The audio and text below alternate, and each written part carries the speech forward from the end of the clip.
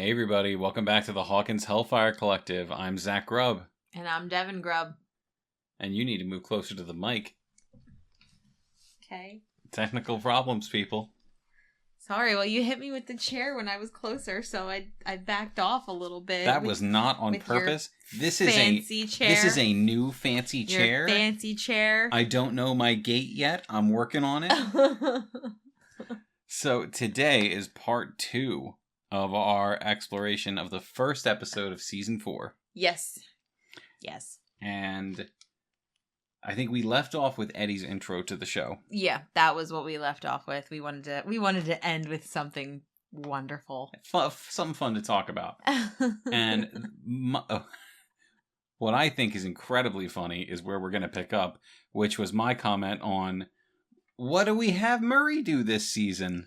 What weird thing can we have Murray do on camera to make everyone go, that's Murray? And the answer is get naked on camera.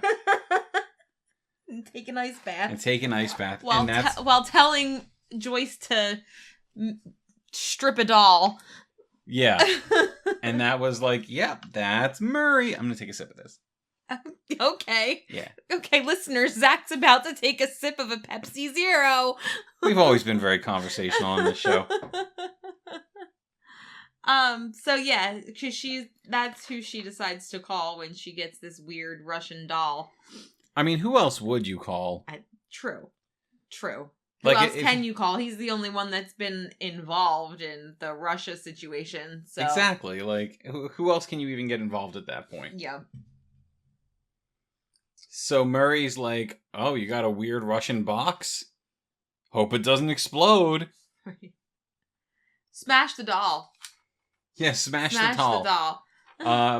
Does he? Is that in the same scene? Yeah, you're right. That is in the same scene. It's like that whole thing. Yeah, they open it up and he tells her they're going to smash it. And then we cut back to the Hellfire Club. Well, to Dustin and Mike. Well, they're trying to recruit for Lucas's replacement, and having no luck whatsoever. My favorite scene, and it's one of my favorite scenes in the season, is when Dustin is trying to recruit Max to be a part of it, yeah. and she's like, do I get one of those awesome shirts? And he's like, yeah, well, we actually make them ourselves. And she's like, makes a face, and he's like, you being sarcastic? You're screwing with me, aren't you? And then she, but the best is after she's already off, and he's just like, it's almost like he says it to the camera, but he's saying it to himself. He's like, she's being sarcastic. It's the funniest thing. It's great. But Dustin immediately knows, like, after they have no luck with high school.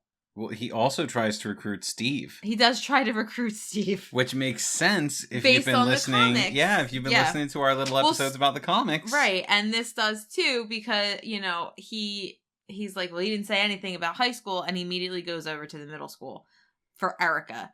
And that's a slight callback to season 3, because at the end of season 3, he gives Erica a bunch of D&D books. Yep, all his old Dungeon Master books. And then from, you know, also with us reading the comics and talking about the comics, like, we know that Erica is an avid D&D player. Yep, Lady Applejack. Lady Applejack. So he's like, screw high school. We're going down one.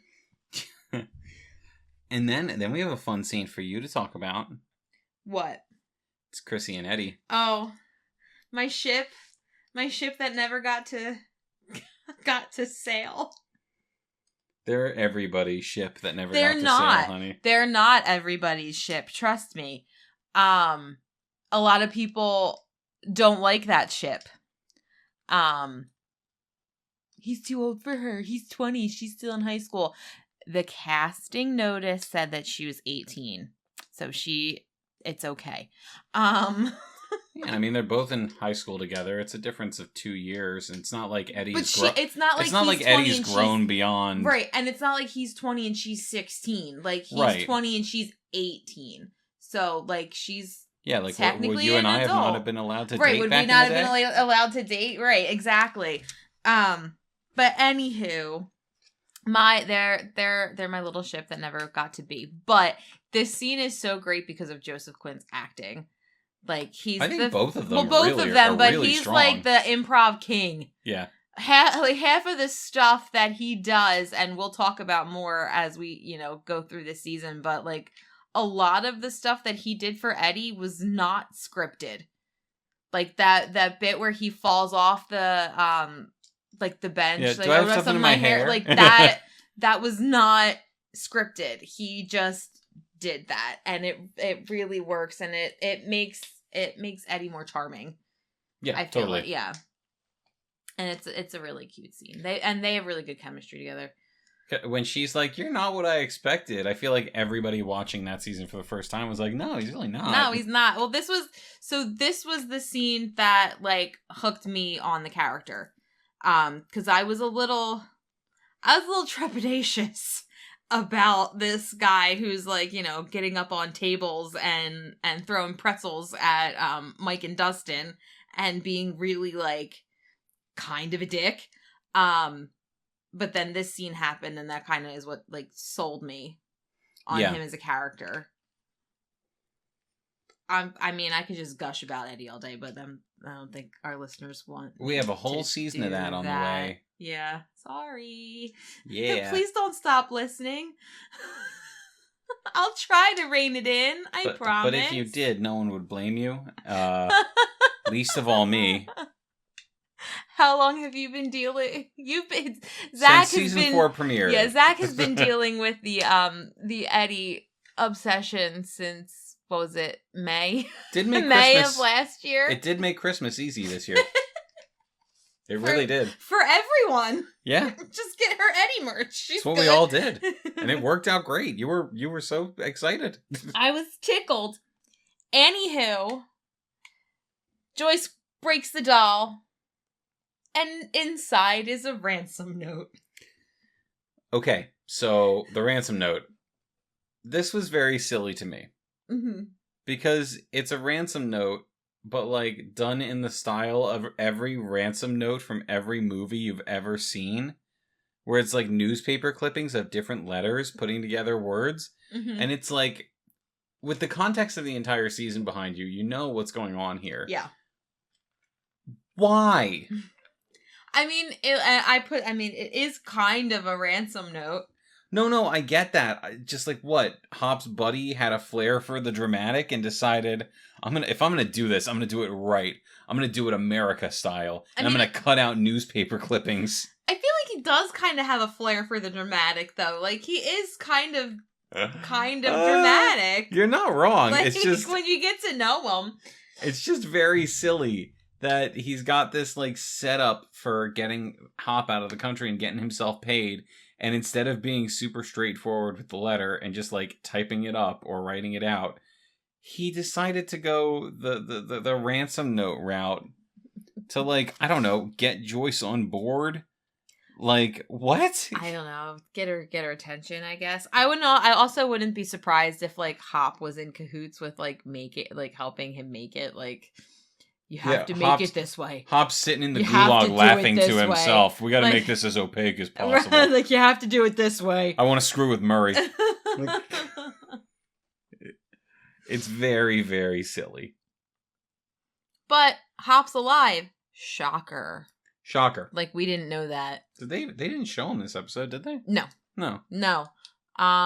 I mean, we know, but yeah, but they didn't show him in this episode. I don't remember when you see him. It's got to be the next one. I think it's the next one. I think the next one starts in Russia. The next one starts with like a flashback to how his story in season 3 ended with the thing blowing up. Yeah.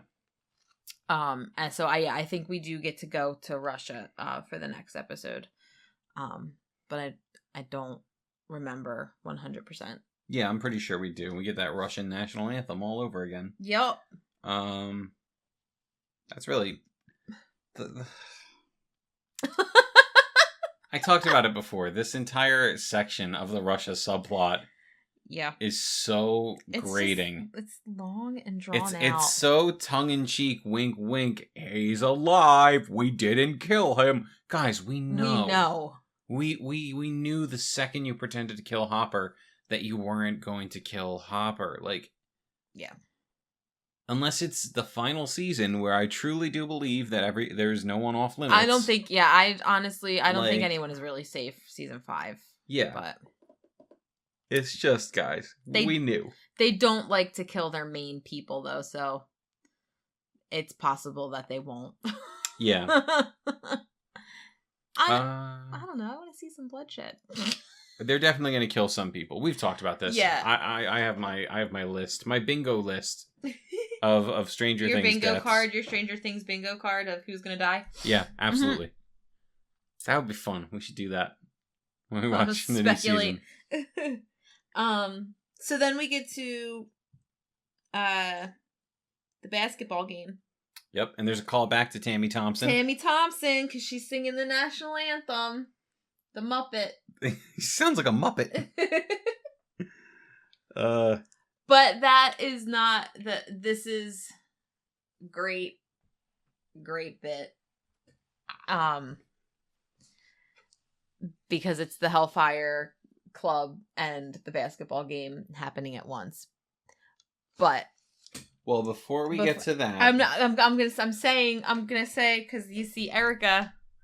Well, we get a little bit of Steve too. Okay, go do your Steve bit. We get a little bit of Steve. Steve brings his date, and like his date's like, "Oh, she sounds incredible." Yeah, and he looks over at Robin like, "Come on." Yeah. Like, So then they talk about Muppet, and then Robin gets to her little moment with her crush.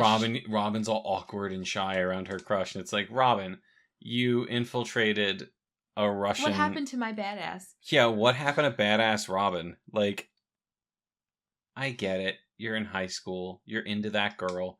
It's pretty fucking dangerous for you to be into that girl in the time you're living in the place you're living in. But it doesn't come across as danger. It comes across as, I'm scared to talk to you because I'm awkward. Yeah. It's like, come on, that's not the character. Right, because you're not, and I think it's like what you said, and we'll probably get into it more as we get into the season, but like they couldn't have two badass, like, girls. Well, they couldn't have two girls be badass in the same way. In the same way, right. Because she does have some really strong moments in this season, but they're all playing off that manic energy. Mm-hmm. Yeah, because they had to have, Nancy's the badass, so they had to keep that way. I mean, it's consistent for Nancy. It is consistent for Nancy. It's not consistent for Robin. I also wrote a note about Nancy is Cass, killer of Vecna. I think you're getting. Why did I write that? I'm not sure. I think. Why did I write that? I think that had to do with their D&D game, but we didn't get down to that yet. Okay. Because they're. Oh, I remember. It's the cult of Vecna. Yeah. You do your. But bit. anyway, Erica is walking down the hallway wearing the American flag, and this is another season 3 callback. Erica is wearing the American flag because you can't spell America without Erica. And it's fantastic. And she gives Eddie the business immediately. Yeah, who is this child? Yeah. Like, and she doesn't take any shit, and I love it. And he's just like, all right, cool, welcome to Hellfire. Like, I'm cool with you. My name is Lady Applejack. I'm a 14th level rogue, and I will stab you in the back. Right. And he's I will smile. And I will smile at your corpse. Right, like something like that. And it's just like, okay. And Eddie smiles at her, and he puts out his hand. Yeah, let's do this. I am really excited to be running a game for you. And it works out. It works out great. But I love the juxtaposition of the two scenes together.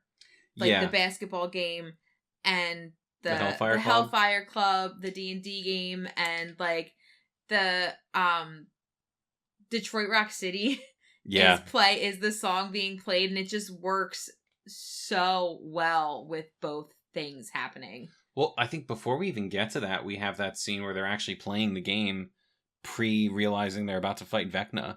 That's what you were talking about with your whole Nancy cast thing. Yeah. And I love the fact that Eddie seems so excited for them to, like, decide, okay, yeah, we're going to go for it. We're going to fight Vecna. Because that's how you DM a D&D game. Mm-hmm. Like, you present the options when the party is having issues figuring out what to do. And even tells them, like, there is no shame in running away from this. And I get the feeling that he's, like, as the dungeon master, he has a plan ready for if they choose to run. Not to do it, because right. their odds of winning are low. And, like, he's got that contingency ready. Which I think is very funny, because in the end he chooses to fight instead of run, and he's the one who says, like, there's no shame in running. And his group chooses to fight. Yep. And he has, like, that callback where there's no shame in running, and he turns around and chooses to fight. Yep. But, like, sweet. He's so excited to see them go for it. Yeah. And that's exactly how I feel, like, when I'm running a game, and, like, I put a really terrible situation in front of my players, and they're like, we're doing this. Well, yeah. I'm like, yes, you are. Let's do this. You don't want to see your friends give up. You know what I mean? Like that. That's well, it's about like, being flexible. Like, right. Well, yeah, but yeah. You like you said, you probably you have one for if they choose not to, and then you have the one that you hope they take, which is the fight it. And you sometimes get the best situations out of that. Like, short tangent. When I ran Curse of Strahd, one of my players, they were in, like, the old mill, and Strahd shows up with a bunch of a bunch of vampires, and he's got all these kids, like, held hostage there, and my one player is like, I'm just gonna hold up this holy symbol that burns all the vampires around me, and I'm like, oh, that's how you're gonna play this? And he's like, yes, and that ended up being one of the most powerful moments of the entire campaign. Because of what happened based on his decision to, like, face down the big bad well before he should have been facing down the big bad. So, I mean, yeah, it's cool to see that come to life on screen. Yeah. Yeah, well, I think that's why you really, really resonated with, like, this scene and with Eddie, because this is what you do. This is what you'd like to do. Yeah, absolutely. So... oh man, and just, like, it comes down to Dustin and Erica. And Dustin doesn't do it, but Erica does. Erica pulls it off. The Sinclair, we and here we go. I wonder if this is foreshadowing, honestly, because when they realize they're up against Vecna, someone mentions that Cass killed Vecna. Mike does. Yeah, Mike mentions that Cass killed Vecna. And Eddie's like, so it would seem, but here he is, like, so it was thought. So it was thought, my friend. So it was thought, but Vecna lives. But at the end of the season, Nancy is firing buckshot into Vecna, and he disappears. Yep. So it was thought. It was thought. That was my note about Nancy being Cass. Yeah. But, like, I wonder if Erica is going to play some role in bringing Vecna down in real life too. Maybe. She played a big part in... She played a big part throughout this whole season. In this whole season. She was, a big proponent in the final battle with him. She didn't go into the Upside Down, but she, like, she facilitated everything. She facilitated a lot of it. Like, she was a big help. So I wouldn't be surprised if she has something to do with, like, the real final battle. Everybody is going to have some kind of... Everybody alive. ...part in that, yeah. But yeah, the Sinclairs take the games. At the buzzer. Erica rolls a natural 20. And, look at you, nat 20, and the verbiage. And, Lucas takes the final... I was gonna say the goal-winning shot. That's the wrong game. He takes the final basket. She knows nat 20. She doesn't know. I don't know. Hey, I'm a theater kid. I don't know sports. Oh man. What is sports? But yeah. So they both win the games for their groups. Then we see Max was sitting at home, listening to the game. She didn't want to go, but she still wanted to support. Still cares about Lucas. Because she still cares about her friends. She's just in this really depressed state right now. Yeah. You know, she doesn't want to be with people that remind her of, I guess, of things when they were better. Yeah, because they're not good for her right now. So it's hard for her to be with good things. And I get that. I mean, she essentially got the life that she knew ripped out from under her. Yeah. You know, so... Twice. She's forced to move from California. Right. Forced to move to California to Hawkins, and then forced to move from the home that she knew in Hawkins to a trailer park with her mom, who has started to drink because her stepdad left them because Billy died. Yep. So, like, the life that she knew is gone, and then the life that she created is now gone, and she's just, you know, she's alone, and her best friend is in California. Easy pickings for Vecna. Yup. But she's not who we're after tonight. Nope. And I will let you take the reins, because at this point I had like nothing to add, except that we got more wet Vecna feet. Tentacles squelching wetly. Yes, exactly. So after we see Max at the trailer park, okay, so she goes and she feeds her dog, and Eddie comes like speeding home because they like live like across from each other in the trailer park. And Chrissy gets out of the car and Max sees it and she's just like, or whatever. Because Chrissy wants harder drugs. And Eddie's the hookup for the hard drugs and all the drugs. Harder than the marijuana. Yeah, a Special K, right? Special K. Isn't that roofies? Is that roofies? I don't know enough about drugs to tell you one way or the other. Trying to remember my DARE education from grade school. I would have to say, if it is, I think he gave pretty clear instructions to be in a safe place before doing that. Well, yeah, because he was like, I always thought that that's what it was. But he's like, you know, he's like, oh, peaceful bliss is just around the corner or whatever. And when he comes out, she's in like a trance, and it's because she is being taken over by Vecna at this point. And it's this like we get our first Vecna nightmare. And it is terrifying. I forgot just how messed up it was. The two Vecna nightmares were before we got to Max. Because Max's Vecna nightmare is also scary. It's scary, but it is tame compared to Chrissy and the other kid. And honestly, like, I mean, I think Chrissy's is the worst. It is easily.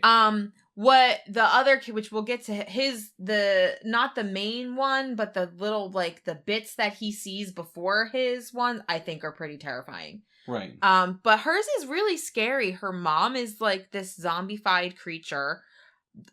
All the food on the dining room table is like rotting and covered in flies and everything. Her dad is sewed to a chair. His eyes and mouth are sewed shut. Like, it's horrifying. And you actually said you like came up with reasoning for these things. I did. I have solid reasons for all of them. Yeah. Also, I looked it up. Ketamine is a drug used for similar reasons as roofies, but it's not roofies. But it's not roofies. Okay. It's different, but it's pretty much the same. It's used for the same thing. Yeah. We're not talking about that. No. But anybody who wants to throw some shade at Eddie over that, I'm pretty sure that wasn't his intention. I don't think so. No, not from the character we saw throughout this season. Because I'm sure there's people who are like, "Are you kidding me?" Like, right? I don't think people use it for that, but people probably also use it to knock themselves out. So sure, yeah, and that's what Chrissy wanted. Yes. So her mom, the zombified mom, because her mom's the main issue. Yeah, that one I didn't have a too solid of an answer for. Just more so that she's this monstrous force in Chrissy's life. That's how Chrissy sees her, as a monster. Yeah. So. The rotting food absolutely has to do with her eating disorder, because they make it pretty clear that Chrissy has an eating disorder, and her mom is the root cause. The cause of it, right? Trying to take in her dresses or take out her dresses or make sure that everything fits perfectly. She needs to be thin enough, all of that stuff. And the dad has either no say in the matter or is blind to it. I think the mouth being sewn shut Mm-hmm. is more indicative of a situation where the dad may know what's happening, but cannot speak up. Not that he won't, but can't due to his marriage and his wife. Mm-hmm. She is in charge, and he is of no help to her. His eyes are sewn shut, and so is his mouth. Yeah, that makes sense. So she is living in a literal nightmare house. Mm-hmm. And Vecna basically is like, well, I'm going to take you away from this. Almost making it, and this is one of the most fucked up things about Vecna. Yeah. He makes it seem like a kindness. Right, like I'm going to take you away from your here is the truth of your world. Here is all the most horrifying versions of your inner turmoil and feelings. And now I'm going to kill you so you don't have to deal with it anymore. And this is what, and like he's showing her and she doesn't realize that she's not awake. She thinks what she is seeing is real. Yep. And that's why he uses that, like, this is what's happening. This is real. I'm taking you away from this. And I think a lot of that speaks to his God complex, believing himself a higher being than everyone else. Like, no, you are a murderer. No matter how you swing this to make it seem like, oh, I am a benevolent God releasing them from the shackles of humanity and what it means to be a person with feelings. No, you're a murderer, and you are, for whatever reason, prettying up your murder with platitudes. Yeah. Like, and it's interesting to me because I don't know why he does this. Like, they've established pretty well throughout the season that he just doesn't care. Mm-hmm. So if he doesn't care, why does he have to, like, present it this way? I guess, does he have to break them down mentally? I think so. To make it work, to create the portal? I think so. Well, because if he is preying on them, like, that's not the first time that she's had these visions. So right. Like he is breaking her down mentally. She's had headaches. She's had, she has that like vision in the bathroom, the clock ticking, things like that. He's making them feel like they are losing their mind, like this is their reality, this is what's happening, so that when it's time for his final thing, they're so broken down, they think that they are living this, and he's just like, boop. So, like, if that's what he's doing, if he needs to do it that way, why doesn't he have to, I guess, why does it work on Max? Because she is completely aware. She knows what's happening. But he's still able to Vecna her. But not in the same way that he Vecna's everybody else. I mean, arguably it is pretty much the same. It is, but it isn't. Like, I feel like she knows, but she doesn't know how to get out of it. Until the music thing. That's the thing. If he can just trap them to the point where they can't get out. Mm-hmm. Well, he can do that too because he traps Nancy. Yeah, and he could have killed Nancy, but it wouldn't have done anything, I guess. Well, it definitely wouldn't have done anything because there was already a portal. There was already a portal. But I mean, yeah, it's just interesting. Like, where do we draw the line on these rules as to like how, why, and where these portals are formed? Yeah. I'd be interested in knowing a little more about the why behind the steps Vecna takes to get to that point. Yeah. I understand he's supposed to be a spider toying with his victim. I get that. That's why they used a lot of the spider imagery. And exactly. He's obsessed with the spiders. And... Totally. But like, if he doesn't have to toy with them, why wouldn't he just get the portals open? He likes to play with his food. I guess. Just like, he's so dead set on getting these people who are mentally weakened. He's got a flair for the dramatic. He does. Him and Hopper's friend making homemade ransom notes. And that's why when a weakened Vecna takes over Eddie's dead body at the beginning of season 5, we're going to see Joseph Quinn just with his flair for the dramatic all throughout season 5. That is one possibility. No comment. That is one possibility. I have no comment anymore. I don't know. I'm not saying it's going to happen. I'm just saying that it really wouldn't be difficult to make it happen. But in this scene, anyway, this is the first time that we actually see Vecna. And what's cool about Vecna is that it is all practical makeup. Yep, aside from the little CG bits of tentacles. The things that are moving. And those are very small details. It is all makeup. Jamie Campbell Bower was in the makeup chair for like 7 hours before having to shoot scenes. So he would have to like get to set at like 3 a.m. to start getting his makeup on. And then go be Vecna. And it's also his voice too. Yes, I love that. Yeah, like it is his voice. He is Vecna, and it's fantastic. It really is. Like, it's incredible that he was able to bring that to the character without any kind of like sound machine or voice machine. His acting though is like, it is stellar, because I mean we'll when we get later on in the season, but like he switches from this like nice orderly to evil human being with just an expression. That's all. Just like, and it's like, whoa, you're a completely different person. There's our villain. Yeah, really, really good. His acting, top freaking notch. He has come a long way from "I Feel You, Joanna." I think it's funny that so many people on this show, especially in this season, outdid the kids. They really, there were some good additions. Yeah, this season, some really good additions. That's this episode. Yeah, that's the episode. But I have something else to talk about briefly, if that's all right. Yeah, I'm going to close my eyes and just, like, take a nap. She's going to take over the mic for a second. Here you go, hon. So, 'twas announced yesterday.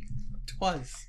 That us Eddie fans are getting essentially a published fanfiction. And I am so excited. It is called The Flight of Icarus. There are other Stranger Things novels. There's Mad Max, Lucas on the Line. There's one about Robin. Mm-hmm. So this is kind of in that same vein. It's called The Flight of Icarus. It is available for pre-order, but it'll be officially available on October 31st. And it's about Eddie 2 years before everything happens. And now I'm going to take a little, I'm going to read you what is written on the Random House. I promised our Instagram followers that I was going to talk about this, so I'm going to talk about this. Okay. 2 years before the events of Stranger Things Season 4, Eddie Munson, Hellfire Club leader, metalhead, and Hawkins outcast, has one shot to make it big. Hawkins, Indiana. For most, it's simply another idyllic, manicured, all-American town. But for Eddie Munson, it's like living in a perpetual tomb of horrors. Luckily, he only has a few more months to survive at Hawkins High. And what is senior year, really, but just killing time between Dungeons and Dragons sessions with the Hellfire Club and gigs with his band. Oh, poor Eddie. It's at the worst dive bar in town that Eddie meets Paige, someone who has pulled off a freaking miracle. She escaped Hawkins and built a wickedly cool life for herself working for a record producer out in Los Angeles. Not only is she the definition of a badass with a killer taste in music, she might be the only person that truly appreciates him as the bard he is instead of the devil incarnate. But the best thing, she's offering a chance for him to make something of himself, and all he needs is to get her a demo tape of Corroded Coffin's best songs. Just one problem, recording costs money. Money Eddie doesn't have, but he's willing to do whatever it takes, even if that means relying on his old man, Al Munson. His dad just stumbled back into his life with another dubious scheme up his sleeve, and yet Eddie knows this is his only option to make enough dough in enough time. It's a risk, but if it pays off, he will finally have a one-way ticket out of Hawkins. Eddie can feel it. 1984 is going to be his year. Oh... Well, we all know it's not. And this book is going to tell us how Eddie became a drug dealer. Pretty much. Pretty much. So, like... But I'm so ready to read about it. It's always hard for me to go into a book knowing what's going to happen to that character. Stop it! Especially if that character is dead. We were just joking about this, that there is going to be a cartoon about being a kid Jedi. And it's like, oh, we all know how this ends. Whoever this main character is, at some point, Anakin Skywalker is going to murder that child. Like, it's tough. And I'm sure if you, like the Robin book, the Lucas book, the Max book, you wouldn't have these issues. Maybe the Max book. No. We've known Max long enough that it's still... Yeah. But, like, to go into a book about Eddie, knowing that when we meet him, it's 1986... And he didn't graduate high school. And he didn't graduate high school. This is senior year number 1. This is this was his first senior 1. year. He didn't graduate. His band did not make it out of Hawkins. And we're going to watch him die. Like, but maybe he's not going to. But maybe he's not actually dead. We all know I have theories on this. I've talked about them. I'm sure Why we'll is talk there about so them more. much marketing about him? There's too much marketing about him. Although I will say it's very interesting that for the book they just use the same cell that they use for like everything else of him playing his guitar instead of like bringing him back to take a picture. To me, that does not bode well for those of us who think he's alive. But that could just be a marketing thing. Not gonna get into it. It's. I want to read this. Obviously, you're going to read it first. Yes, I'm going to pre-order it soon. Like, so I can guarantee it's in my hands. I want to read it, but already knowing how the story ends, like, pretty substantially knowing how the story ends, is going to be tough. Like, it's going to be tough to get through that book. Yeah. Yeah. And I'm not saying a prequel book can't work. I'm just saying with this particular character, and both the limited amount of time we knew him, and the fact that it takes place 2 years before, and we already know he's had previous issues with his dad and school and his band. It's not going to be happy. The author is somebody who has to do with the writing on Stranger Things. That's the best way to be. That is the best way. That is the best way to get your officially licensed fanfic. There's a Stranger Writers Twitter account. She's the person who started it. Like, she is one of the writers, I believe, and she wrote it. So, I don't know, maybe it's her being able to tell the story that we never got for Eddie, that we'll never get for Eddie, or maybe it's her sneaky way of being like, I got something else up my sleeve, you know what I mean? I don't know. Absolutely. I don't know. Maybe Eddie was prone to taking some kind of drug that like hampered blood loss, and he didn't lose as much blood as it looked like. I don't know. That's not all the news we got though. There is going to be a Stranger Things cartoon. Oh, the cartoon. I forgot about the cartoon. We know little to nothing about this. It was just announced. Obviously, we're going to keep our ear to the ground. I don't know what that could possibly be about.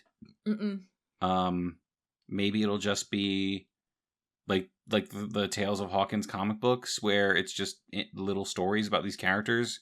Maybe it'll be like a Marvel What If scenario, which would be interesting. Yeah. Like, what if this happened? Or what if this happened? Yeah. Because I feel like it lends itself to that kind of thing. Maybe they'll even bring the decanonized comics we talked about before in as like an alternate universe story.